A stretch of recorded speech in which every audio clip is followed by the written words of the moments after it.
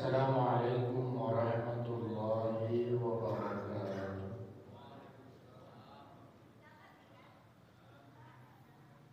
Alhamdulillahi rabbil alamin. Alhamdulillahilladzi ahyana ba'dama amatana wa ilaihin nusyur. Asbahna wa asbahal mulku lillah.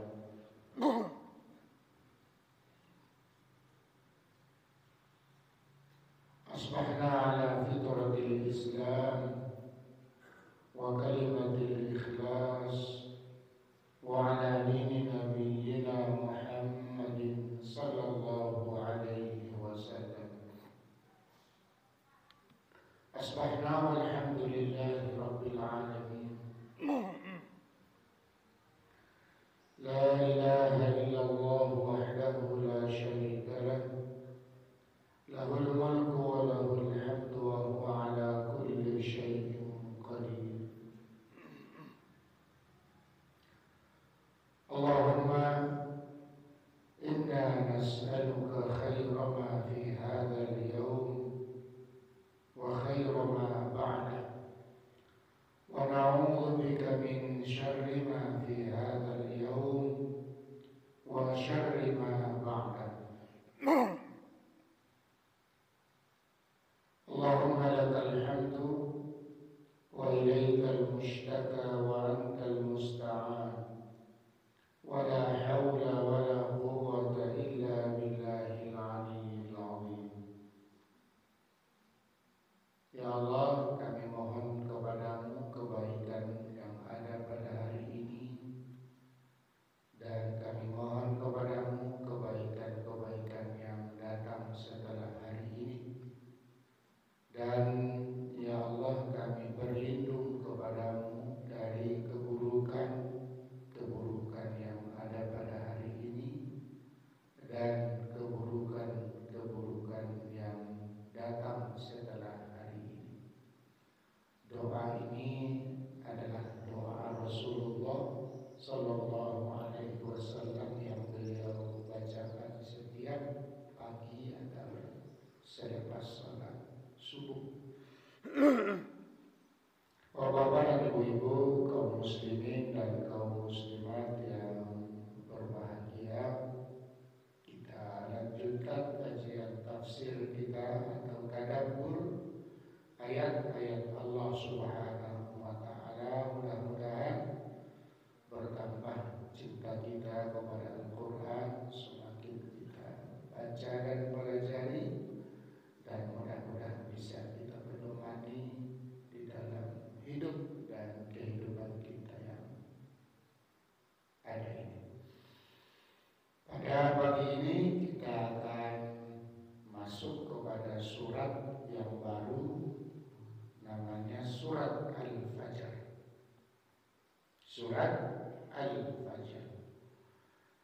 Saya yakin Bapak dan Ibu sebagian besar sudah menghafal surat ini, dan bahkan sering kita dengarkan saat kita sholat berjamaah. Dan surat ini sungguh sangat menggetarkan jiwa kita, apalagi tatkala kita sampai pada ayat-ayat terakhir. Ya ayyatuhan nafsul mutmainnah, gitu ya. Irji'i ila rabbiki radiyatan mardiyah fadkhuli fi ibadi wadkhuli jannati. Ketenangan batin yang dimiliki oleh orang-orang yang beriman dari dunia sampai nanti mereka mendapatkan kemuliaan di akhirat. Fadkhuli fi ibadi wadkhuli jannati. Insyaallah akan sampai kita pada ayat ini. Kita awali dengan ayat pertama. Bismillahirrahmanirrahim. Wal fajr. Demi waktu fajar. walayalin ashr, dan demi malam yang 10 atau 10 malam, wasyaf'i wal watar, dan demi hari-hari yang genap dan hari-hari yang ganjil, wal laili idza yasar, dan demi malam atau demi malam apabila telah berlalu. 3 ayat ini, Bapak dan Ibu, beberapa ahli tafsir mengatakan ini adalah bahasan Allah bersumpah dengan ibadah haji. Jadi sebagian ulama tafsir mengatakan wal fajar, demi waktu fajar. Fajar yang di sini ini adalah apa itu? 10 Zulhijjah. Sebagian ulama menyebut ini adalah setiap pagi, demi waktu pagi, demi waktu fajar. Namun ulama-ulama tafsir kebanyakan berpendapat bahwa fajar yang dimaksud di sini adalah tanggal 10 Zulhijjah. Begitu agung di mata Allah Ta'ala, begitu mulia di mata Allah Ta'ala tentang waktu-waktu haji ini. Nah, kalau berbicara tentang haji kan, yang udah berangkat udah terbayang nih, udah terbayang apa itu yang dilakukan. Walayalin ashr, demi 10 malam. Ulama tafsir berbeda pendapat. Apa itu yang 10 malam itu? Sebagian mengatakan dari tanggal 1 Zulhijjah sampai tanggal 10 Zulhijjah. Itu kan 10. Sebagian lagi mengatakan dari tanggal 1 Ramadan sampai 10 Ramadan. Sebagian lagi mengatakan dari tanggal 1 Muharram sampai tanggal 10 Muharram. Kalau kita gabungkan tiga-tiganya, Bapak dan Ibu, maka memang waktu ini, saat-saat ini, saat-saat yang penuh dengan kedahsyatan, kemuliaan. Ya, penuh dengan kedahsyatan, kemuliaan. Waktu-waktu ini bagi seorang mukmin adalah saatnya untuk menggapai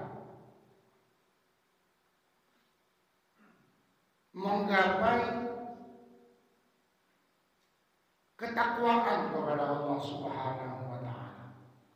Di 10 ini, baik dari tanggal 1 Ramadan sampai tanggal 10 kalau itu yang kita yakini, atau tanggal 1 Zulhijjah sampai tanggal 10 Zulhijjah kalau itu yang kita yakini, atau dari tanggal 1 Muharram sampai dengan 10 Muharram. Ini 3 momen sangat dahsyat untuk kepribadian seorang muslim. Apa itu Ustaz? Kita lihat yang pertama. Kalau kita bicara tatkala haji dari tanggal 1 sampai tanggal 10, ini waktu-waktu subhanallah begitu bisa mengubah cara pandang seorang muslim. Loh, kok bisa Ustaz? Coba kita lihat. Pertama dari tanggal 1 Zulhijjah, ya kan, bulan haji. Bagi yang berniat untuk kurban, itu sudah dimulai tuh ibadahnya di situ. Mulai dari puasa sunnahnya, mulai dari menahan bulu-bulunya, ya. Subhanallah, sudah mulai mendekatkan di tanggal 1 puasa 2, 3 sampai datang syaf'i wal watr.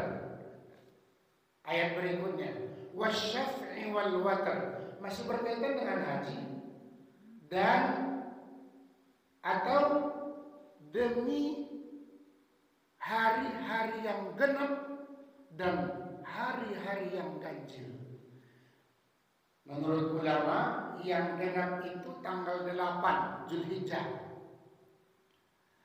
Ini yang sudah haji, kalau tanggal 8 Zulhijjah apa yang kita lakukan? Tanggal 8. Ini mengembalikan pengalaman kita ini. Kalau tanggal 8 Bapak dan Ibu, apa yang kita lakukan? Kita memakai kain ihram, lalu kita berniat labbaika hajjan, ya Allah, saya pakai ini kain ihram untuk haji. Lalu kita berangkat ke mana? Kita berangkat ke Mina. Sunnahnya seperti itu. Nah, cuma karena itu dipandang bukan rukun haji, itu dipandang wajib haji, ditinggalkan tidak apa-apa, sah, maka pemerintah kita tidak mengarahkan kita ke Mina tanggal 8. Tanggal 8 itu kita tidak ke Mina, kita langsung dibawa ke Arafah. Karena kita pergi ke Mina itu nanti akan memakan waktu, memakan tempat, memakan biaya segala macam. Tapi sebagian kecil jemaah itu ada yang memberanikan diri keluar dari standar Kemenak, dia pergi aja tanggal 8 itu pribadi pergi ke Mina tanggal 8. Nah, mulai dari tanggal 8 Bapak dan Ibu, Allah sudah menganggap waktu itu sangat agung. Nah itu tanggal 8 itu sudah mulai. Karena kita berpikir begini Pak, Bu, selain ibadah-ibadah haji tanggal 8, tanggal 9, tanggal 10, tanggal 11 sampai tanggal 13, apa sebenarnya yang bisa kita petik, yang kita ambil pelajaran dari ibadah haji itu? Banyak sebenarnya, tapi yang paling penting kita ambil ibrah, pelajaran dari ibadah haji itu adalah kita harus sadar mengingat kematian, mati, sehingga nafsu dunia kita itu harus kita turunkan. Mulai dari tanggal 8 kita pakaian putih, ya kan? Tanggal 8 sudah mulai itu pakaian putih itu. Ibu-ibu pakaian putih, perempuan, yang laki-laki apalagi tidak boleh diganti kecuali bernajis, ya kan? Ustaz, kotor Ustaz, nah ada cerita kotor. Kotor kenapa? Kotor karena najis, bersihkan. Debu Ustaz, siapa yang bilang debu itu najis? Subhanallah. Seperti itulah perjalanan kita manusia itu, ya, penuh dengan rintangan.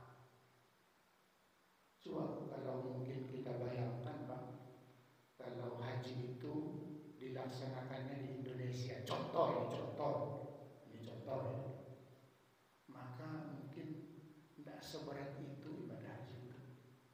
Indonesia enak, udaranya sejuk, bisa berteduh di pohon, tidak repot-repot gitu kan.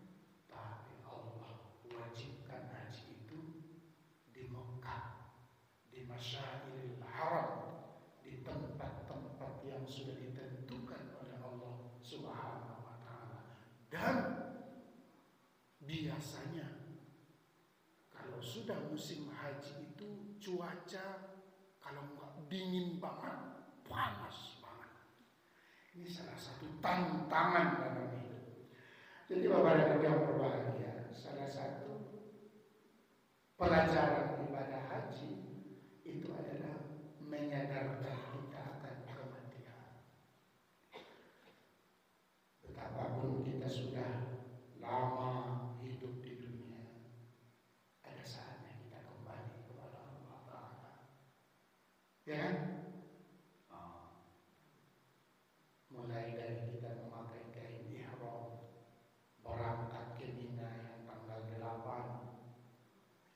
dibanggakan sama Allah Ta'ala itu. Kata Allah Ta'ala tatkala kita berada di hari witir. Tahu witir bu? Witir itu hari-hari ganjil. Tanggal 9 itu hari Arafah. Itu witir namanya itu. Makanya kata Allah Ta'ala wasyaf'i wal watr, demi hari-hari yang genap dan hari-hari yang ganjil. Apa yang genap itu Ustaz? Tanggal 8 Zulhijjah. Namanya hari apa namanya? Tarwiyah. Itu namanya bu? Iya, Tarwiyah namanya. Kalau tanggal 9 namanya hari Arafah. Kenapa disebut Tarwiyah Ustaz? Karena di situ kita perlu minum. Tarwiyah itu melegakan, memang panas terik, kan begitu. Jadi seolah-olah Allah mengatakan hidup ini pahit, perjuangan. Iman itu harus berjuang. Takwa itu harus diperjuangkan. Amal soleh itu harus diperjuangkan. Pesannya seperti itu. Tanggal 8 namanya syafa'. Tanggal 9 namanya witir. Coba Bapak dan Ibu. Tanggal 8 kita pergi ke Mina. Ini sunnahnya nih, Rasulullah nih. Tanggal 8 kita ke Mina, lalu bermalam kita di situ. Pagi-pagi tanggal 9 kita udah berangkat ke Arafah. Tanggal 9 namanya hari Arafah, berangkat ke Arafah. Saat itu Rasulullah memang Pak Ustaz jalan kaki. Karena memang sampai saat ini alhamdulillah disediakan itu mamar lil musyad, jalan-jalan untuk pejalan kaki, ada itu disediakan. Biarpun kalau kita diangkut pakai bus, cuma tahun berapa itu 2 tahun yang lalu sampai mereka di Musdalifah itu sampai jam 2 siang. Kelamaan datang busnya menjemput. Itu semuanya pelajaran penuh dengan hikmah untuk pribadi kita. Jadi kalau mereka terlambat di sana, jangan ambil, mohon maaf nih, ini kan kalau kita lihat tuh, tatkala waktu 2 tahun yang lalu itu terlambat bus, itu rame sampai ke DPR gitu kan. Ya itu perhatiannya harus pemerintah betul. Tapi yang mempostingnya itu jamaah. Ngapain diposting? Ya, kok rasanya kurang ibadahnya kalau seperti itu, mencari-cari salah aja itu ceritanya. Subhanallah. Nah, kapan itu kita lanjutkan? Tanggal 9 wukuf di Arafah itu tidak ada lagi masyhad, tidak ada lagi pemandangan pada hari dan tahun itu, kecuali pemandangan itu betul-betul dimuliakan oleh Allah Ta'ala. Apa kata Allah Ta'ala? Wahai malaikat-malaikatku, tatkala para haji itu, kita kan kadang-kadang kurang meresapi. Tatkala kita wukuf, wukuf itu, cuma di tenda seperti ini. Kita tidak tahu keagungan dan kedahsyatan hari itu. Tahu enggak bahwa Allah Subhanahu wa Ta'ala pada hari itu berbangga kepada malaikat. Kepada malaikat makhluk yang tidak ada dosa, tidak pernah maksiat, taat kepada Allah dari lahir sampai matinya, gitu kan? Siapa yang paling taat hamba-hamba Allah kepada Allah? Yang malaikat, ya kan? La ya'suna Allah ma amarahum wa yaf'aluna ma yu'marun. Sifatnya malaikat itu tidak pernah sekalipun bermaksiat kepada Allah. Apapun yang diperintahkan Allah, sami'na wa ata'na, kami lakukan. Itu malaikat. Nah, sebegitu derajatnya malaikat, tatkala di hari tanggal 9 Zulhijjah, hari Arafah, Allah membanggakan orang yang wukuf kepada malaikat. Kan besar itu, Pak. Agung itu. Coba bayangkan. Makanya kata Rasulullah SAW, Al-Hajju Arafat, panjang, jangan Arafah. Kalau Arafah salah. Arafat, puncak dari haji itu adalah wukuf di Arafah. Makanya kalau dia ada wukuf di Arafah, tidak sah hajinya, biarpun dia di sana 2 bulan. Ustaz, saya sudah berangkat haji dari bulan sekian sampai bulan haji, tapi saya tidak wukuf di Arafah, tidak sah hajinya. Tahun kemarin atau 2 tahun yang lalu kan banyak tuh yang tidak wukuf di Arafah. Ya, haji-haji bodong itu, haji visa ziarah dibuat visa haji. Sebagian berhasil, sebagian enggak. Pulang-pulang langsung pakai peci putih. Haji, ya. Padahal dia enggak haji. Loh, kenapa? Karena enggak wukuf di Arafah. Iya kan? Rukun inti dari haji itu harus wukuf di Arafah. Ustaz, kenapa Ustaz cerita ini? Memang ayat ini Allah Ta'ala singgung tentang ibadah haji. Pertanyaannya, sebegitu dahsyatnya hari-hari, detik-detik ibadah haji yang kita lakukan. Subhanallah. Selanjutnya, wal-laili idza yasar, demi malam apabila berlalu. Malam apa ini Ustaz? Nah ini malam 8, malam 9, malam 10, malam ke-11, malam ke-12. Itu semuanya disumpahi Allah karena kedahsyatan dan keagungannya. Makanya sebagian jamaah haji itu bingung, mau ngapain kita di sini bermalam? Katanya. Salah satu contoh Bapak Ibu, malam di Musdalifah. Kapan tuh malam di Musdalifah, Pak? Selesai kita tanggal 9, wukuf di Arafah, kita sholat maghrib dan isya jamak takdim di Arafah, lalu kita berangkat malamnya ke Musdalifah, kan begitu? Ya, ke Musdalifah. Jadi kita sholat wajib tidak mikirin lagi di Musdalifah. Terus ngapain kita di sana Ustaz? Ini harus kita garis bawahi tebal-tebal. Ngapain kita di sana? Ya, ini yang disebut sama Allah, wal-laili idza yasar. Apabila malam-malam itu atau demi malam apabila dia berlalu, itu malam-malam detik per detik dipantau sama Allah Ta'ala. Begitu dahsyatnya, ya kan? Itu ngumpul di di halaman atau di tempat yang terbuka. Kalau di Arafah kan kita belum kelihatan orang-orang itu, Pak. Ya, karena kita berada di tenda, masih antara kita gitu. Tatkala kita keluar di malam hari di Musdalifah, malam 10, malam 9 namanya itu atau malam 10. Pokoknya hari raya di sinilah. Nah itu baru, ya Allah.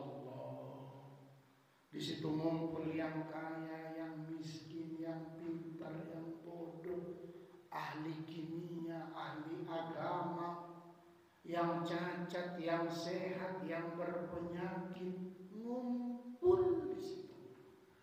Ngapain Ustaz di situ? Ada yang tidur kelelahan, tidurnya adalah rahmat Allah. Ada yang tidak mau tidur, matanya penuh dengan zikir kepada Allah. Sampai-sampai dia tempelkan di sini tasbih elektronik. Tidak ada detik tanpa lewat kata-kata Asmaul Husna. Gitu kan? Subhanallah, subhanallah. Di malam hari itu, Pak. Loh, kok gitu Ustaz? Wal-laili idza yasar. Demi malam apabila berlalu. Jadi itu yang kita agungkan. Kalau kita cerita haji, malam ke-10 kita mabit di Mina, itu juga sama. Maka berbanyak sholat-sholat sunnah. Kan begitu? Ya kan Pak? Dari malam 8 kita sudah sholat taubah. Setiap malam sholat taubah. Setiap malam sholat tasbih. Setiap sholat tidak lupa dengan qabliyah ba'diyahnya, tahajudnya. Habis itu tuh. Loh kenapa? Karena Allah mengagungkan hari itu. Subhanallah. Dan itulah yang diharapkan bisa merubah pandangan seorang muslim. Pulang dia dari haji, betul-betul ketakwaan yang menghiasi dirinya. Makanya orang yang pulang haji terbayang sama dia. Maka itu yang terus dia lakukan. Semakin indah takwa itu di hatinya, semakin bagus sosialnya, semakin indah persahabatannya, ibadahnya semakin banyak. Itulah yang diharapkan. Lalu bagaimana agar ibadah itu semakin kita cintai, muaranya satu? Tatkala kita selalu mengingat kematian. Itulah yang dibungkus tubuh kita dengan kain ihram. Ingat mati, gitu kan?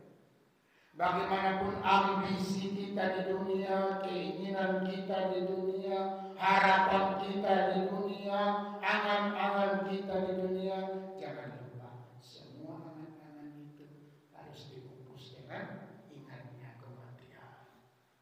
Sehingga tidak kita menghalalkan segala cara. Kan begitu. Ya kan? Allahu Akbar. Itu kalau kita kaitkan ayat ini dengan haji.